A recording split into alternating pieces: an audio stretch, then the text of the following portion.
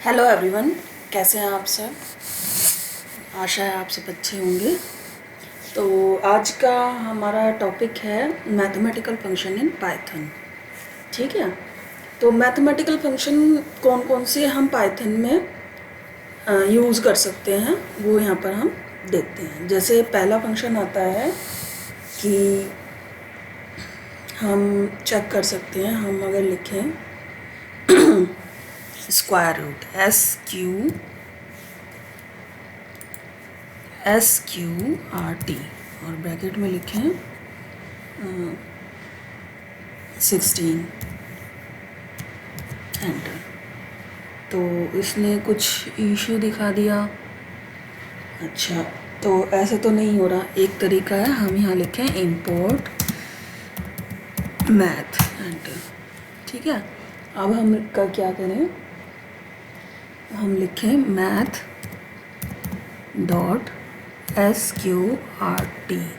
देखो, ये जो इंपोर्ट किया है हमने, यहाँ पर पैकेज इंपोर्ट करने पड़ते हैं यूज़ करने से पहले। ठीक है, तो SQRT में अब हम अगर लिखेंगे 16, तो देखो ये काम कर रहा है। तो ये जो है मैथ का पैकेज है हमारा, जिसको हमने यहाँ इंपोर्ट कर लिया है। तो अब हम मैथ से रिलेटेड सारे फंक्शन यहाँ पर यूज़ कर सकते हैं। अगर मैथ लिखना आपको ज़्यादा वो लग रहा है, तो आप एक लाइन और लिख सकते हो कि इंपोर्ट मैथ। काफ़ी लंबा लग रहा है, मैथ को किसी एक एलियास में आप इंपोर्ट कर लेते हैं। हम कहते हैं एम में इंपोर्ट कर लिया।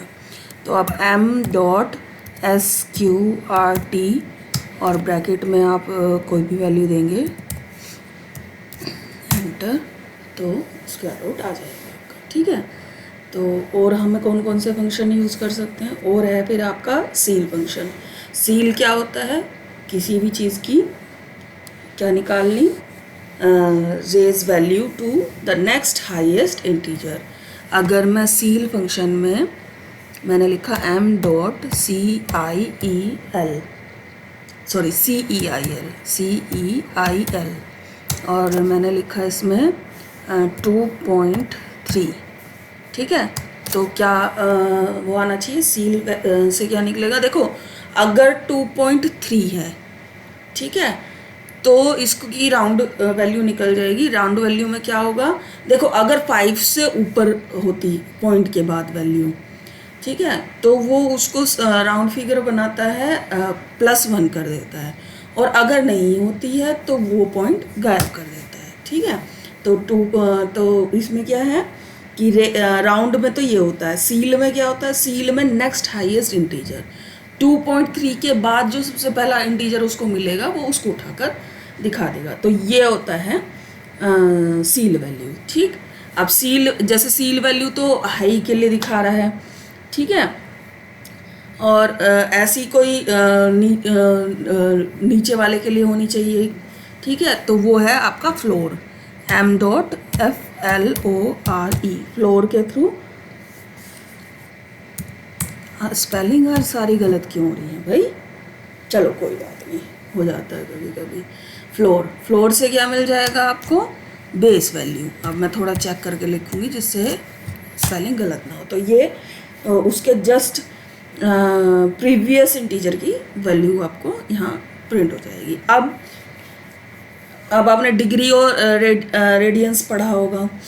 ठीक है, डिग्री और रेडियंस, तो हम यहाँ डिग्री और रेडियंस को भी, किसी भी एंगल वैल्यू को रेडियंस में कन्वर्ट कर सकते हैं और किसी भी रेडियंस वैल्यू को एंगल में कन्वर्ट कर सकते हैं। ठीक है, तो हम करते हैं, मैंने यहाँ लिखा डिग्री, M डॉट डिग्री,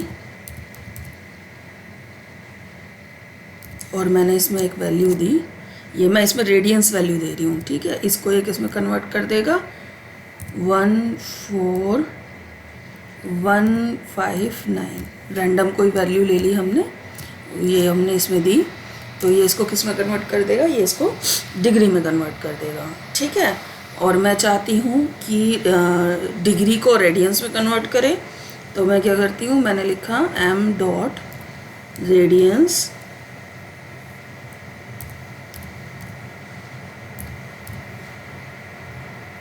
और ब्रैकेट में एक वैल्यू दी, मैंने लिखा 180। ठीक है, 180 डिग्री को मैं किस में कन्वर्ट कर रही हूँ, रेडियंस में, तो ये रेडियंस में कन्वर्ट हो गया। ठीक है, उसके बाद आता है ट्रिग्नोमेट्री से। ट्रिग्नोमेट्री में क्या होते हैं, साइन कोस टेन, तो हम वो भी यहाँ यूज़ कर सकते हैं। एम डॉट साइन, मुझे किसी की साइन वैल्यू निकालनी है किसी एंगल की, मैंने लिखा 0.5। ठीक है, तो एक तरह से ये साइन 1/2 की वैल्यू है, ये साइन 1/2 की वैल्यू है। ठीक है, उसके बाद साइन है तो कोस भी होगा, तो एम डॉट कोस ब्रैकेट, और मैंने सेम 0.5 की वैल्यू यहाँ पर की। ठीक है, तो हमारी ये मिल गई। ठीक है, उसके बाद को साइन है, कोस है, तो टेन भी होगा। टेन, सॉरी एम नहीं लिखा हमने, एम डॉट टेन, और हमने ब्रैकेट लगाया। क्या अब मैं इंपोर्ट कर सकती हूँ तो खाली 10 लिख कर देखें कि चल रहा है नहीं चल रहा? चलो चेक करते हैं चलता है नहीं चलता। तो इसमें भी हमने क्या दिया, 0.5, यानी कि 10 1/2 नहीं चलता, एम लगाना पड़ेगा। M dot 10 0.5 enter. क्या मैं 1/2 करके दे सकती हूँ मैं? चलो देखते हैं। एम डॉट 10 ब्रैकेट लगाया 1/2, क्योंकि मैथ्स में तो ऐसे ही लिखते हैं तो कर सकते हैं, नो इशू इसको। ठीक है, अब वैल्यू देखते हैं एक्सपोनेंशियल की, ई की पावर। ठीक है, ई की पावर देखो एम डॉट लिखा है तो सारे आ भी गए हैं, ऐसे भी निकाल सकते हैं। ठीक है, ई एक्स पी, एक्सपोनेंशियल के लिए ई एक्स पी यूज़ होता है। ठीक है, उसके बाद एंटर प्रेस कर दो, ब्रैकेट लगा दो, और जिसकी भी एक्सपोनेंशियल वैल्यू निकालनी है हमने कहा 0.5 की निकाल दो, ए की पावर 0.5 की, तो आपकी एक्सपोनेंशियल वैल्यू आ गई। ठीक है, उसके बाद आती है आपकी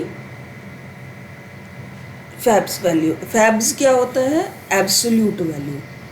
ठीक है, फैब्स यूज़ होता है यहाँ आपका एब्सोल्यूट, तो एम डॉट फैब्स मैंने लिखा, तो इससे क्या निकल जाएगी, एब्सोल्यूट वैल्यू। एब्सोल्यूट वैल्यू मैंने यहाँ लिखा -4.6 एंटर। एब्सोल्यूट वैल्यू क्या होती है, return gives the absolute value, और पॉजिटिव क्वांटिटी, अंदर मैं कुछ नेगेटिव लिखूँ या पॉजिटिव लिख लूँ, तो एब्सोल्यूट वैल्यू क्या करता है, उसको पॉजिटिव में ही कन्वर्ट कर देता है। तो जहाँ पर हमें केवल पॉजिटिव वैल्यू चाहिए होंगी वहाँ हम फैब्स का यूज़ कर सकते हैं। फैक्टोरियल वैल्यू, फैक्टोरियल निकालना है हमको। फैक्टोरियल तो आपको सबको पता ही हो, सॉरी एम नहीं लिखा, एम डॉट फैक्टोरियल। फैक्टोरियल निकालना है किसका, हमने कहा फैक्टोरियल निकाल दो आप 4 का। वहाँ में प्रोग्राम बनाना पड़ा था या ऑलरेडी मैथ्स में है सारी चीज़ें, होती तो वहाँ पर भी है मैथ डॉट सी मैथ करके होती है, सी में लाइब्रेरी। ठीक है, वो इंक्लूड करनी पड़ती है, पर हमने वहाँ प्रोग्राम बना लिए थे, लेकिन यहाँ पर सबका है तो हम डायरेक्टली ही यूज़ कर रहे हैं। क्योंकि यहाँ देखो पाइथन जो है, जो C++ प्रोग्रामर है, मैं उन्हें बता दूँ C और C++ के, कि पाइथन जो है सिर्फ एक टूल है फॉर मोस्टली थिंग। ठीक है, तो इससे हम इसे टूल की तरह यूज़ करते हैं, इसके थ्रू हम सॉफ्टवेयर डेवलपमेंट नहीं करते। कुछ बच्चों को कभी कभी गलतफहमी हो जाती है कि हम पाइथन सीख लेंगे तो हमें सॉफ्टवेयर डेवलपमेंट आ जाएगा। ठीक है, हाँ कुछ सॉफ्टवेयर के कुछ पार्ट हम इसके थ्रू कर सकते हैं, पर प्रॉपर एक सॉफ्टवेयर हम इससे डेवलप नहीं कर सकते। प्रॉपर अगर आपको एक सॉफ्टवेयर डेवलप करना है या सॉफ्टवेयर डेवलपर बनना है तो आपको C++ या जावा जैसी कोई प्रोग्रामिंग लैंग्वेज सीखनी होगी। ठीक है, जो फुल सॉफ्टवेयर डेवलप कर सके आपका। ठीक है, पाइथन आप एक सपोर्ट के लिए ले सकते हो लैंग्वेज। ठीक है, तो पाइथन आपकी बेस्ट कहाँ होगी, जहाँ आपको डाटा हैंडलिंग करनी होगी, डाटा हैंडलिंग के लिए बेस्ट है। ठीक है, इसीलिए डाटा साइंटिस्ट के जो कोर्सेज होते हैं उसमें पाइथन को पढ़ाया जाता है। ठीक है, उसके बाद एफ मोड, एफ मोड क्या करता है, मॉड्यूलस निकाल देगा। ठीक है, तो वैसे तो मॉड्यूलस हमारे पास ऑपरेटर भी है, पर एफ मोड नाम का यहाँ एक क्या है, फंक्शन भी है, जिसके थ्रू आप मॉड्यूलस निकाल, मैंने लिखा 14.5 कॉमा 3 एंटर, तो 2.5 मॉड्यूलस निकल गया आपका। ठीक है, थोड़ा सा यहाँ इसमें ये डिफरेंस है, वहाँ इंटीजर में निकलता है सब, यहाँ ये फ्लोट में भी निकाल देगा। एफ सम क्या करेगा, आपके जो भी अगर आप कोई भी इसको वो दोगे पॉइंट वाली वैल्यू, सम वैसे तो आप प्लस के थ्रू कर सकते हो, लेकिन इसके थ्रू क्या है कि आपकी एक एक्यूरेट बिल्कुल सम करेगा ये फ्लोटिंग पॉइंट्स वैल्यू का। तो ज़्यादातर हम, अगर हमें फ्लोटिंग पॉइंट वैल्यू का सम करना है तो हम एफ सम का यूज़ करते हैं। एफ सम क्या करेगा, इसमें हम वैल्यूज़ दे देंगे। हमने यहाँ लिखा 1.5, एक तो नंबर 1.5 ले लिया, दूसरा नंबर हमने कहा चलो जी 2.4 ले लेते हैं, और एक हम क्या देते हैं कि -3.3 ले लेते हैं। ठीक है, ये हमने ले लिया। अरे क्या हुआ, इसने तो एरर दिखा दी। ओहो, एरर इसलिए दिखा दी क्योंकि ये हमें ये जो वैल्यूज़ थी ये एक लिस्ट के तौर पर देनी थी। m.fsum, ठीक है, ब्रैकेट लगाया और फिर एक लिस्ट वाला साइन लगा दिया। तो या तो हम ये कर सकते हैं कि इन सारी वैल्यूज़ को एक लिस्ट में डाल दें और वो लिस्ट यहाँ पास कर दें, या हम ये कर सकते हैं कि यहाँ ही इनको लिस्ट में बना कर दे दें 1.5, 2.4, -3.3।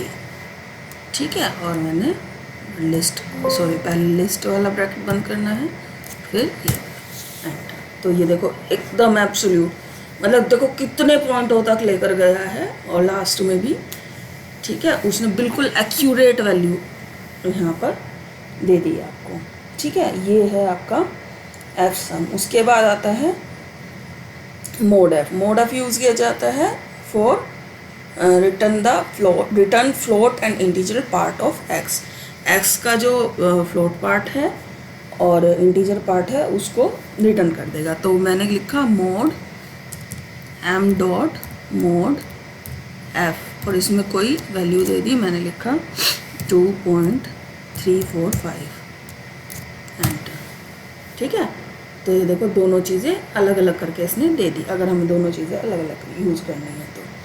ठीक है, उसके बाद और क्या है, लॉग यूज़ करते हो, लॉग आपका मैथ्स में, तो m.log में आप कोई भी वैल्यू देते हैं। तो अगर log 10 यूज़ करना है तो log 10, ठीक है, 10 बेस वाला log। ठीक है, इसमें मैंने कोई वैल्यू दी 5.345 एंटर। ठीक है, तो ये हमें log 10 की वैल्यू मिल गई। और नॉर्मल log यूज़ करना है तो आप ई बेस log जो होता है तो आप नॉर्मल log भी यूज़ कर सकते हो। m.log ब्रैकेट लगाया और यहाँ कुछ वैल्यू दे दी। हाँ, इसमें आप बेस दे सकते हो। लोग ये अगर ऐसे यू लिखोगे तो वहाँ बेस आप अलग से दे सकते हो। मैंने लिखा 4546 कॉमा बेस आपको यहाँ देना है। बेस वैल्यू आप दे रहे हो, मान लीजिए आप log 2 बेस निकाल रहे हो, तो ये मैथमेटिक्स वालों के लिए तो बड़ा सही हो जाएगा। ठीक है, एक तरह से प्रॉपर, मैंने कहा था ना ये कैलकुलेटर की तरह बहुत बढ़िया काम करता है। तो यहाँ आप ये सारे फंक्शन यूज़ करके काफ़ी चीज़ें कैलकुलेट कर सकते हैं। उसके बाद आता है पावर फंक्शन मैथमेटिक्स का। m., ऑब्वियसली पावर फंक्शन क्या करेगा, पावर चेक करेगा। ठीक है, मैंने लिखा 4,8, ये मैंने पावर किया एंटर। ठीक है, 4 की पावर 8 इसकी वैल्यू इसने दे दी। उसके बाद आता है ग्रेटेस्ट कॉमन डिवाइज़र GED। ठीक है, m.GED। GED अगर आप मैथ्स के स्टूडेंट हो तो आपको पता ही होगा ग्रेटेस्ट कॉमन डिवीज़र क्या होता है। ठीक है, तो यहाँ दो वैल्यू देनी होगी। 20 मान लें हम ये दी 25 और 30। तो इसका इन दोनों का क्या हुआ, एम डॉट और जी ई डी लिख दिया भाई, ग्रेटेस्ट कॉमन डिवीज़र होता है ना, तो m dot g D c, sorry g D c. आज कुछ स्पेलिंग मिस्टेक ज़्यादा ही हो रही हैं, कभी कभी हो जाता है, ठीक है। चलो जी, अभी भी मना कर रहा है ये, अब क्या हो गया भाई, जी सी डी, फिर जी डी सी लिख दिया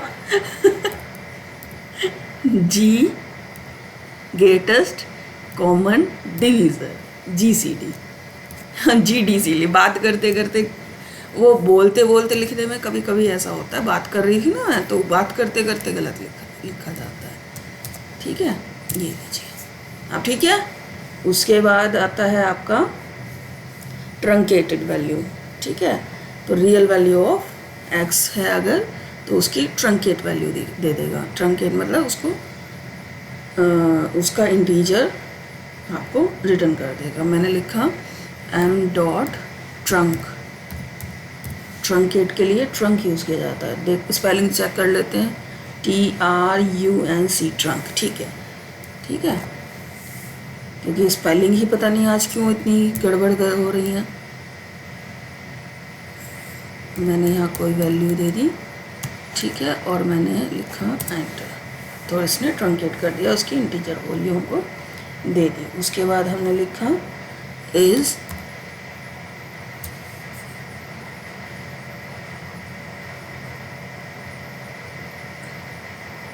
देखो एक है यहाँ पर अब जो हम यूज़ कर रहे हैं, इज़ इन एफ, ठीक है। तो ये क्या चेक करेगा, इसमें जो भी आप वैल्यू दोगे returns true if the value is a positive और negative integer and false otherwise, ठीक है। अगर पॉजिटिव या नेगेटिव कोई भी इंटीजर आप इसमें देते हो तो ये ट्रू रिटर्न करेगा, नहीं तो ये फॉल्स। यहाँ तो पॉजिटिव इंटीजर दिया तो इसने फॉल्स क्यों रिटर्न किया,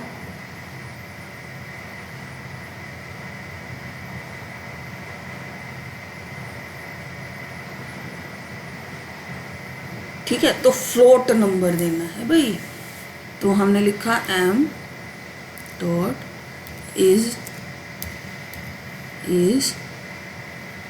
इन एफ इनफाइनाइट, और मैंने लिखा यहाँ पर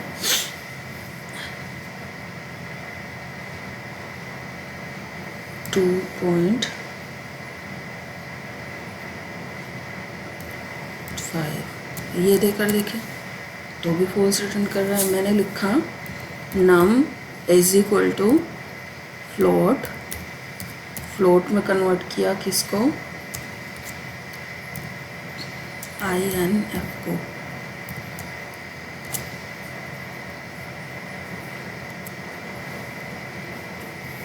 ठीक है। और मैंने फिर एम डॉट इज इन, ये इज इन एफ है क्या, नम, ठीक है। तो इस तरीके से हम चेक कर सकते हैं।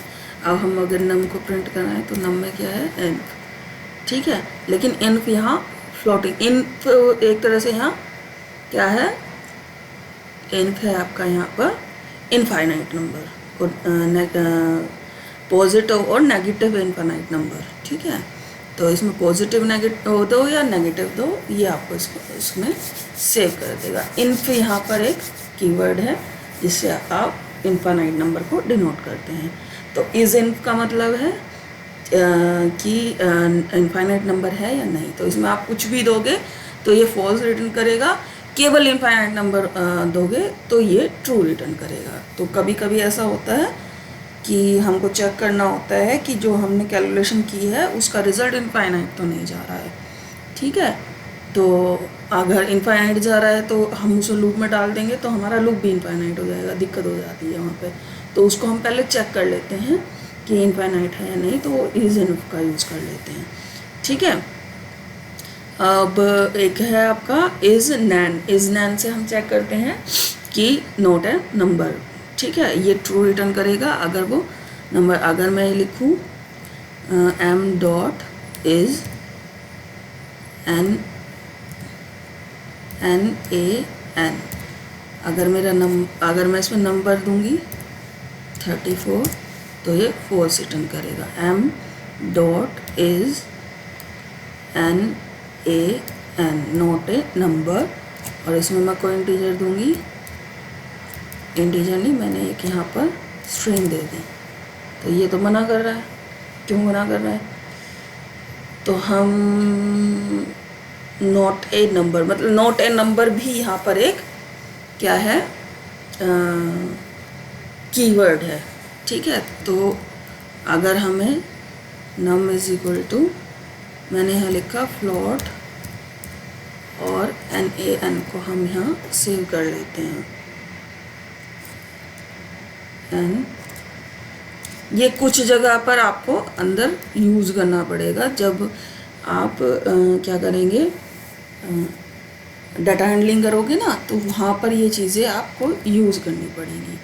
तो ये इसलिए आपको यहाँ पर बताया जा रहा है। आपने ये सेव कर लिया, उसके बाद आपने चेक किया एम डॉट इज़ NAN, और इसमें हमने दे दिया नाम।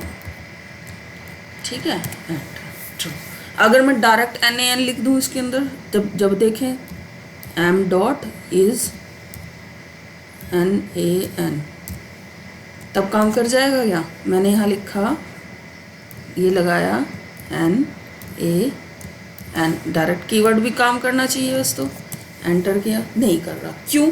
क्योंकि वहाँ पर हमने देखो उसको क्या किया था, टाइप कास्ट भी किया था, तो हमें यहाँ अंदर टाइप कास्ट भी करना पड़ेगा। टाइप कास्ट करने, क्योंकि वैसे तो ये NAN को एक स्ट्रिंग की तरह उठा लेगा। ठीक है, जब तक हम उसको टाइप कास्ट नहीं करेंगे फ्लोट में, तब तक वो NAN को कीवर्ड की तरह नहीं उठा रहा। मैंने यहाँ लिखा is NAN not a number. ठीक है, और उसके बाद फिर मैं यहाँ लिखूँ फ्लोट, और फिर मैं ब्रैकेट लगाऊँ और इसमें दूँ मैं NAN नॉट अ नंबर। ठीक है, और उसके बाद एक ये ब्रैकेट और एक वो वाला ब्रैकेट। ठीक है, आप देखो इसने ट्रू रिटर्न कर दिया। ठीक है, तो ये हो गया। अब और क्या, और कौन कौन से मैथमेटिकल फंक्शन कुछ हमें पता है, जैसे हमें पता है एक पाई की वैल्यू हमें चाहिए, तो हम पाई की वैल्यू यहाँ एक्सेस कर सकते हैं। क्या हमने लिखा एम डॉट पाई, एंटर। ठीक है, एम डॉट ई की वैल्यू मिल गई। अच्छा, एम डॉट INF की वैल्यू, अगर INF कुछ है तो करेगा, हाँ INF की वैल्यू है INF। ठीक है, उसके बाद NAN की वैल्यू भी चेक करें, m dot NAN, enter enter.